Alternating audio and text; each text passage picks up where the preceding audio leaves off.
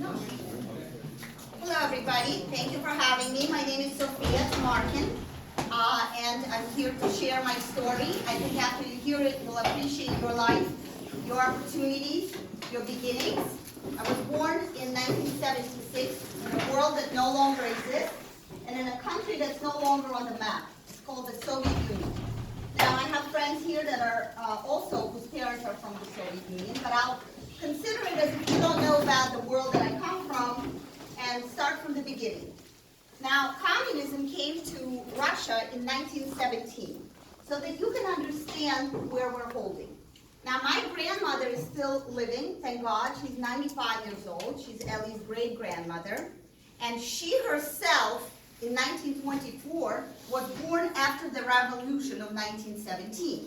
That means that her parents, they did know about Jewish tradition, but communism was all about atheism, and actually they imposed a class in school, like you have Halakha, Gemara, right, religious studies. There was a class on atheism, and you could not pass through the school or universities unless you took so many hours of disproof of every religion. So everybody were not allowed to practice any religion, not just Jews. But Jews were particularly harassed and disliked when communists came, and really before communists too. You know how our journey is.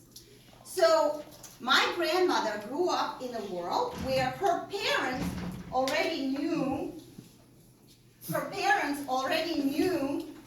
they knew some traditions, but they couldn't teach it to her. Why? Because it was dangerous. And people that taught their children about God were sent to a very unpleasant place called Siberia, where it's very cold and no one has heard of them again.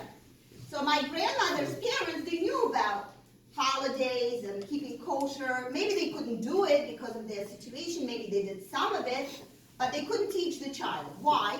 Because what happened is, in school, they would pull a child, right? And they would put on like a tefillin or a menorah or something and say, what is this?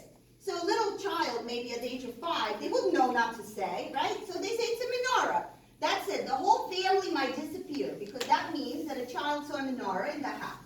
So anything that was done by the generation prior to my grandmother, right, they did it so quietly that the children shouldn't know it. So my grandmother grew up in a world where she knew she was Jewish, but that's all she knew, right? She saw weird things happening, but she couldn't understand what it is, like lighting here or there, but what does it mean? So of course, she couldn't teach anything to my mother because she didn't know anything. And of course, my mother couldn't teach much to me because all we knew is that, you know, we're Jews, we're disliked, there's no religion, but that's it, nothing. And it's not just me or my family. We're talking about millions of people that were in the same predicament as us. So, because being a Jew in the Soviet Union was such a negative thing, as my rabbi once put it, it's like a genetic disorder. God forbid someone has a child that has a disorder. You don't want to tell them when they're 5, 6, 7. Such a negative thing. They're not going to do anything about it. They'll just be upset and misunderstand what their life should be about. So it's better to not tell them unless they're already at the age where they can understand it. So at the age, I'll start from the beginning.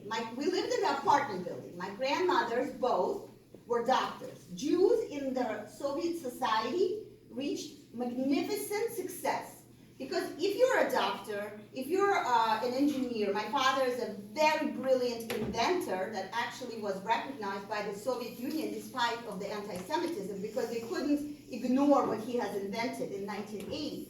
And he actually got a prize, a medal, money, because what he came up with was so life-changing for the country, for the technology of agriculture, for the tractor.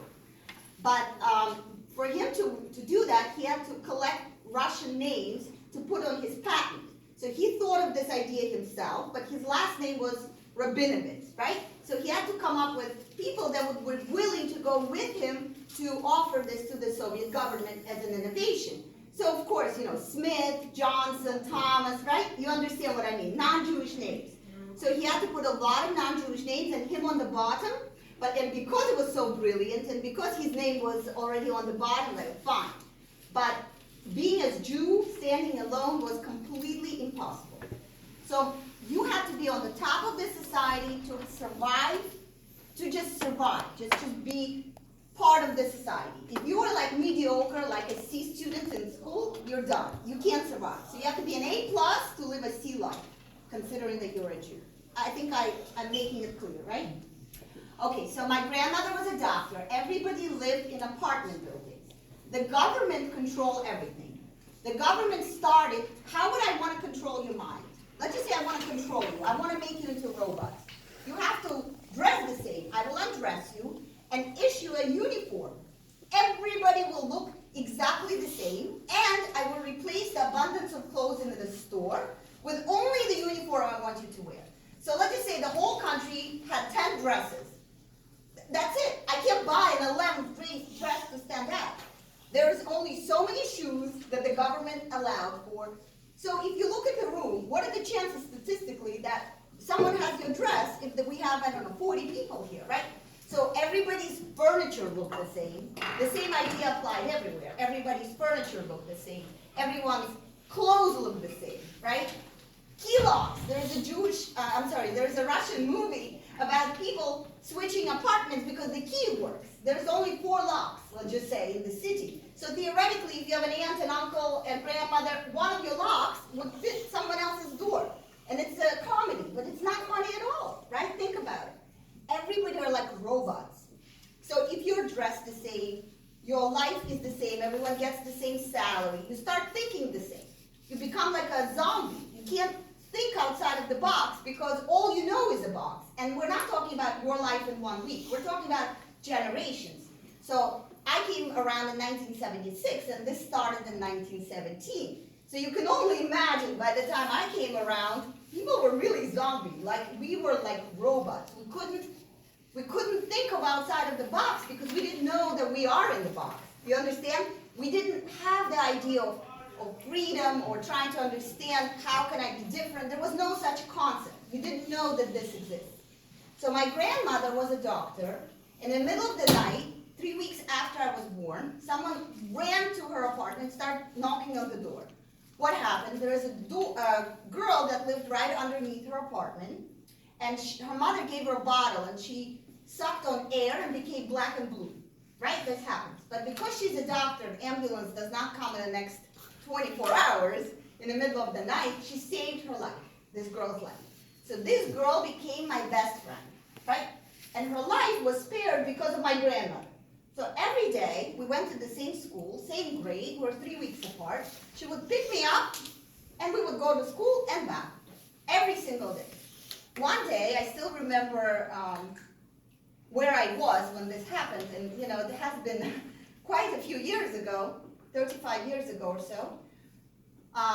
We were walking back, and she says to me, right before she dropped me off at the entrance to my apartment had 4 entrances. That's how big it was, because government put everybody, there was only so many options of living, and everybody's houses looked the same. Everything was the same. So she said to me, I'm not picking you up tomorrow. I said, why not? We've been at it for quite a few years. And she says, I was about 11, maybe 10. And she says, because you're a filthy Jew. But she actually said filthy kike. In Russian, it's called zhid. Those that speak Russian, it's like not a nice way of saying a Jew, but you understand. So I didn't know, first of all, filthy, right? I thought maybe I'm dirty. I couldn't understand what she was saying. This was my best friend, so you understand, right? This is not an enemy. This is my best friend who is alive because of my grandmother, and she knows it, okay? So I didn't know why I was dirty. I thought, I couldn't understand. But then the word kike, or even a Jew, zhid in Russian, I didn't know what that meant. So she insulted me in a way I couldn't understand. So I was upset that she's not picking me up. And I knew that she's angry with me, but I don't know what I did. So I was very heartbroken. I went home, and my mom was home, and I told her, like, is it true that I'm a dirty, grazny zhid, means dirty kike? And of course my mom started crying because it's hurtful, right? The reality check, here it happened. I didn't know I was a Jew, really consciously. Maybe I heard the word here and there, but I didn't know what it meant, right? It's like another language, because we didn't do anything Jewish. I kind of knew that there are certain families in the city that my parents had very big affinity to. Like they said, oh, they're also like, and then like in Russian it's called Yevrei. something like, but I didn't know what they were saying. Now looking back, I understand, but I couldn't understand what was going on. So then my parents had a talk with me, and they explained to me that we're part of the Jewish nation, and we are very much disliked in this country. And to survive and to have a very like Soviet life, you have to be brilliant. You have to have a good profession where government needs you. They can't just dispose of you like a doctor, an inventor, an engineer. You can't just live. You have to constantly prove to the government you're worthy, so they'll keep you. For 10, 11-year-old, I'm sure you can appreciate how upsetting and stressful and confusing that was. I sometimes still think back to that day, and it's still very relevant to me. I think a little child inside of me is kind of stuck in that day, and I still have a lot of like unresolved emotions because it's hard. But one big question that I had to my parents is, okay, we're a Jew. That just means that we went from 0 to like -100. Okay, it's terrible. I was just given a diagnosis of a terrible disease. But then, maybe in some different environment, in some alternative reality, this -100 could become a +100, meaning this knowledge has power. Because the fact that this is an apple doesn't change my life. But something that I was told brought my reality to complete crushing, and nothing is the same. But if this is used properly, perhaps there is opportunity to raise it. That was the thought in my head then. And I thought to myself, maybe sometime in my life, I will be able to utilize this knowledge for a good, because it just destroyed my life in a second, right? But that was like a thought as if you were going to the moon and you're going to build a mansion there. That's pretty much the reality. The country was sealed. No one was ever allowed to leave unless it was government. A normal citizen in Russia is not allowed to leave because our country is the best, and there's no reason for you to vacation or visit other places in the world, because God forbid you should see how other people live, and they actually do not match in their clothes, and they're not zombies, and who knows what you might think. So we're going to stay put, and we will never leave. So my chances of leaving were 0%. And my life went on, but I do want to tell you that God runs in a miraculous ways, right? So Mr. Gorbachev and I think it was Reagan, right, at that time, they talked it over, and there were a lot of rallies in the United States. Let my people go. I actually met many people that marched for Russian Jews to let them out. But our state of being was like, while we eventually was taking out of Russia, it's like a very allegorical saying, Soviet Union was not taken out of us. That's why perhaps 40 years of slavery did not end in 1 second, because there was 40 years of transition, 210 years of slavery, forgive me. There was 40 years of transition. As you can understand, you cannot suddenly escape and be different. Here we are, oppressed for 70-some years. We're not connected to Judaism. So I'm the only one in my family that had that secret thought in my head that Judaism means something. You just can't destroy your life without having power. So I was keep on thinking of that idea. So we came to America, and of course we came on the ground. I'm going to be very honest.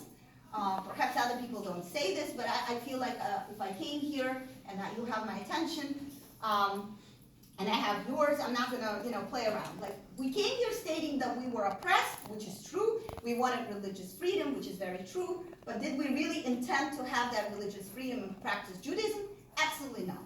We wanted to be out of the slavery of Soviet Union, but we didn't even know what is religious freedom, because we didn't know what religion is. We didn't know anything about that. And when we literally arrived with 2 suitcases, and one of them was food. We had nothing. So this was not the time to start thinking about spiritual things. It was time to go to work. My first job was at 12 years old, making $2 an hour. It was very difficult.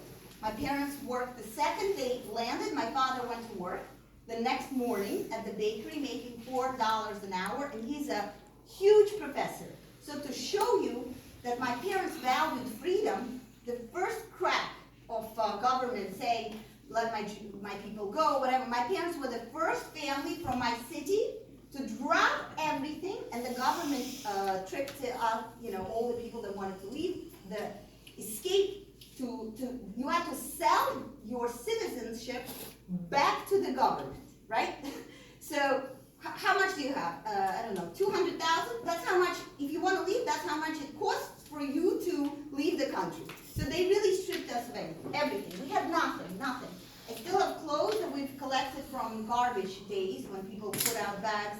My mother would not allow me to take clothes that goes directly on the body, only jackets and things that other people didn't touch to the body. But we lived on trash collected things. We wore trash collected things. We were very, very poor.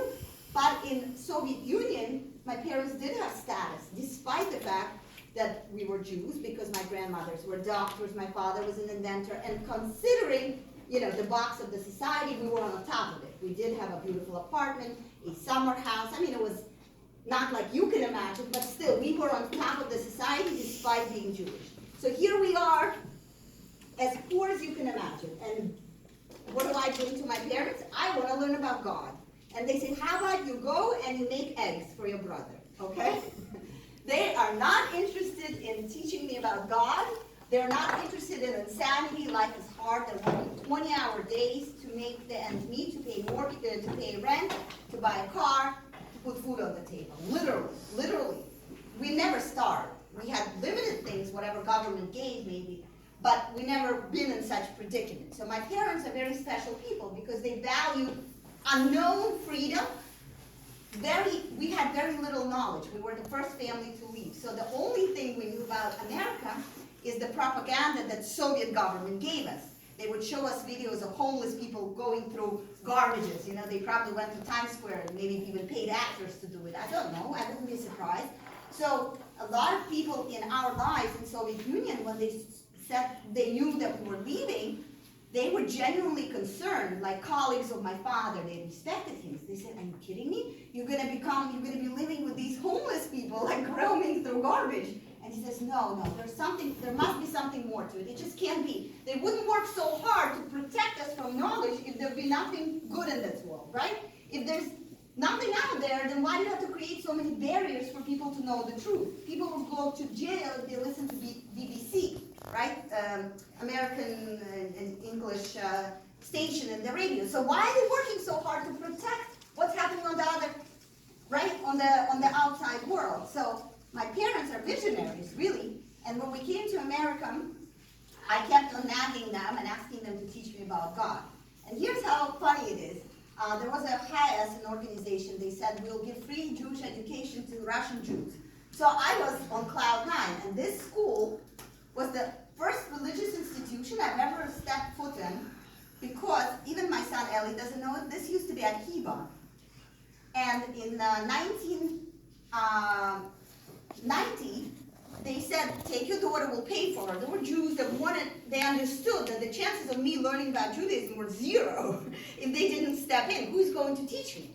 And my parents took me to this school. Literally, I can't believe how full circle this is, that I'm here now. It's very emotional. And I came here, and my parents said, okay, finally someone will teach you about God, and you can stop bothering us. But what happened was, it was very far, and my parents had to get up and drive me somewhere for the commute, or something with transportation. And they said, I mean, it's really putting our family in a difficult situation because I have to be at work, and now I have to drive you to some corner for you to be picked up. So it didn't work out. But I was very close to going right here when it was Akiva. And of course now my son is right here. So funny enough, one day someone knocked on the door and they said to my parents, we are here to teach you about God. So they literally for that second believed in God, because they said, you're kidding me, but these were Christian missionaries. See, we didn't know the difference. And I say this story because so you understand how clueless we were. It's like you see an alien, two different aliens, you don't know the difference, you don't know anything. So they said, wonderful, thank you so much. Please come in, teach her about God, teach her about whatever you have to teach her, and tell her never to talk to us about it, because we sleep 4 hours every single day and we work so hard, and she's extremely annoying.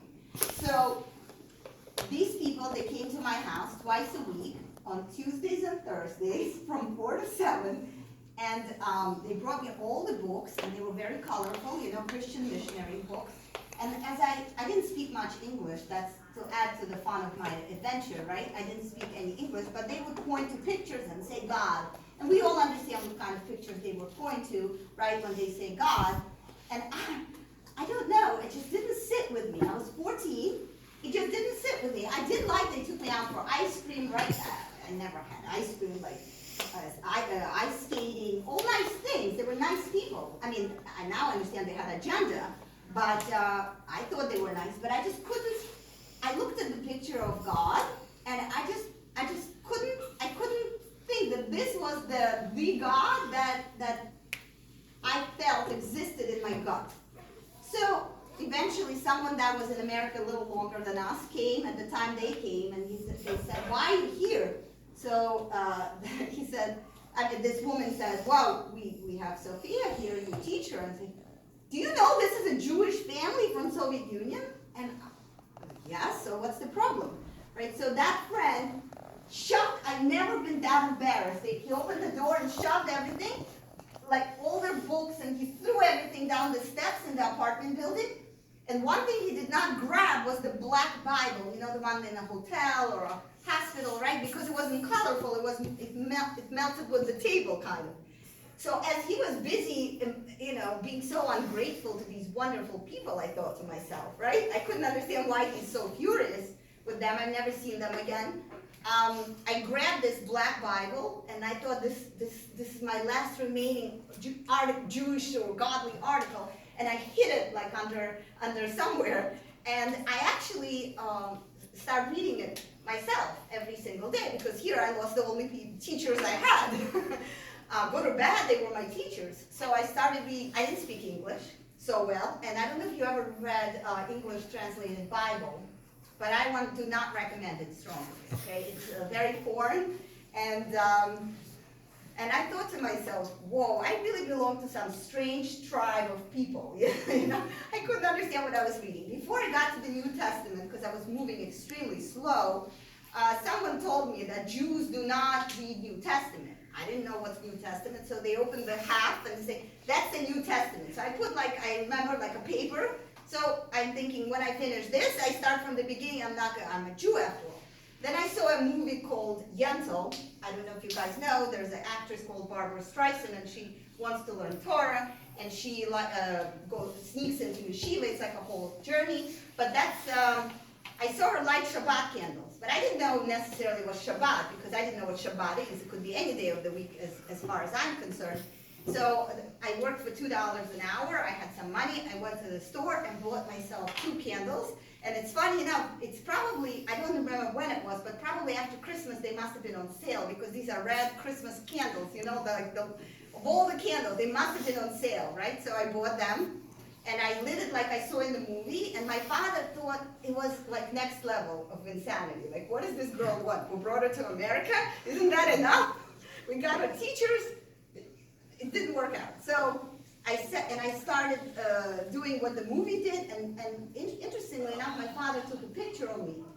So as years went by, I enlarged that picture, and it's a little emotional, but I don't know what I was saying at that moment, because I clearly didn't know brachas, and I also probably did not light in the right day or time, because I didn't know when Shabbat is. But I definitely had this zest and this yearning that's hard to replicate. And I only hope to have a little percentage of it now, when I do know what to say, and I know when to light, and I do have the right candles, and I do have a Jewish kosher home. But I think that, we're taught that if there is a will, there is a light, right? If you open your heart, a needle, right? How do you call that? A needle. Like the eye of a needle. Eye of a needle. Hashem just makes miraculous things, and your life is infused with light. So my journey was very slow. I obviously understand that today, there's so many Chabad centers, there's so many outreach programs. I remember walking to a conservative shul, synagogue on the Reeve Road called Shorei Shamayim. I would sit on the steps and pray. And I felt like I'm definitely not worthy to like walk inside. I didn't know what's happening inside, I couldn't understand. Then a year later, I actually did walk inside because someone said, come, you know. I was very shy, I didn't speak English, I didn't know the culture, I didn't know anything. So I sat in the back row and I was just so mesmerized, and I just felt like this is the holiest place in the planet. Like I just want to be here forever. And you know, I gained my knowledge through pieces and bits of information that came my way. And I'm always envious in a very positive and sincere way of all of you guys, because here you are, you know, you're handed in the clarity, and the light switch is given to you at the time of your birth. You're born into light, and I was born in the ultimate darkness. It was very unlikely I would ever see any kinds of light, right? But I'm envious, and I wonder what my life would be like if I was born into the world where I was in high school and wearing proper clothes and have between in Gemara and Tanakh class. I realized that Jewish people don't eat pork from another movie, and then someone told me that Jewish people don't mix meat and dairy, and I stopped that second. I was yearning for knowledge. I just didn't have knowledge. I didn't know what to do. And then many years later, when I met my husband, he was actually in a Jewish camp back in Soviet Union. It already was early 90s, and the government allowed people like you to go back to Soviet Union and make camps and educate like teenagers. And so he had a little bit of knowledge, so he told me like, we don't eat shellfish. And that was like a big thing, because I grew up on a river, and in Soviet Union, the food is pretty much what you catch, what you grow. And the stores were pretty much empty. I mean, you wouldn't starve. There's always potatoes and very basic grains. But really, if you wanted good nourishment, you catch your fish, you catch your crab. So I grew up on like crabs, little crabs on the river. We would catch them and make food. We were, eating for nourishment. So I said, really? That's what God wants for me? That's a strange God. Okay. So I immediately said no problem. And then to add to the joy of this, it's funny. My first holiday was Shavuos, and I thought, we're really upside down. We had a meal at 11 o'clock, and I thought that was a bit late. And then nobody went home to sleep. Everybody went to shul and started making parties and learning and walking around the city. I was like, what people do I belong with? And my second holiday was Rabbi Shem Tov. Those that know, he's a Chabad rabbi in Avraham Shem Tov in Philadelphia. He actually took us to see the Lubavitcher Rebbe when I was 13 years old. And he's invited our family for Pesach. And again, we thought, what kind of meal is that? That's like embarrassing. We're immigrants. We wouldn't serve people salt water and salary. We would give something appropriate, potatoes or something. It's not nice, you invite all the people. We couldn't understand anything. We felt incredibly lost. I do want to leave room for questions, but before I do that, I want to tell you how the full circle came to be.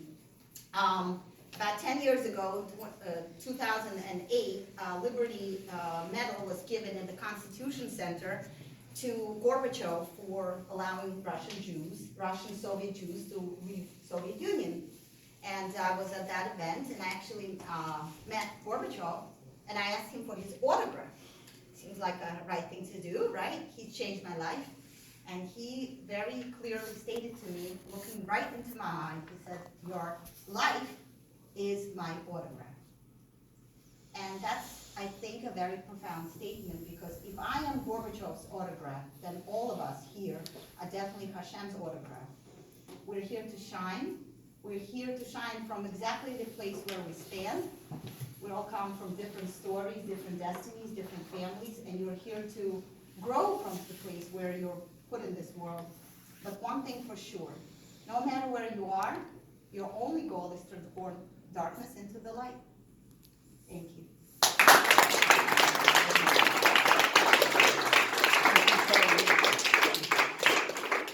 We have time for questions, a few minutes. Okay? Does anybody have questions? I specifically wanted to go ahead. For someone who's not a Jew or religious, or because that was persecuted in communist Russia, why was that bad for them?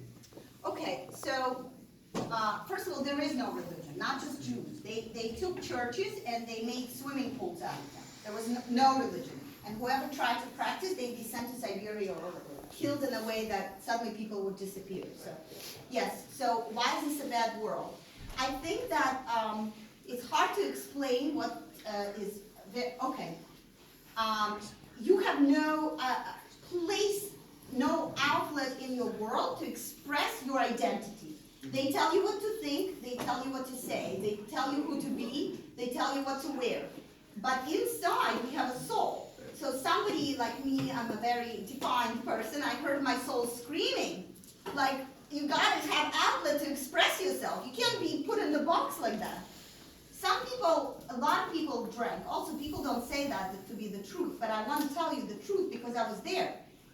Every family has alcoholics, and it's my opinion, not written anywhere. People hush it. I think people drank because it's like antidepressant. You cannot, a normal human being with a normal psyche cannot survive a world like a zombie. Maybe for a day, maybe for a week, but long term, you have to disconnect yourself from reality. So vodka was the biggest commodity, and my grandmother was, because she was a doctor, she had access to a lot of alcohol because of medical field, you know, she was in charge of the laboratory, so Ellie does not know that. What happened is, I mean, she would take a little bit of pure alcohol and put water, and it became like gold. If we were hungry, we would go to a store and knock on the back door and say we need some chicken or whatever. Say, what do you have? Money is nothing compared to vodka. Vodka was like, because people could not, I think very highly that it's like antidepressant. People can live with it. You mean that, believe me. I hope you never try, but it's very hard. Anyone else? What was the name of the like? Was it a Jewish program that brought you from Russia to? So there was like a whole movement. People like me, it's not a unique situation. What is unique about me, to be honest, is that most of my friends never transitioned to an observant way of life, which is more statistically probable than my life, because my parents still don't feel very uncomfortable at this whole transition that I made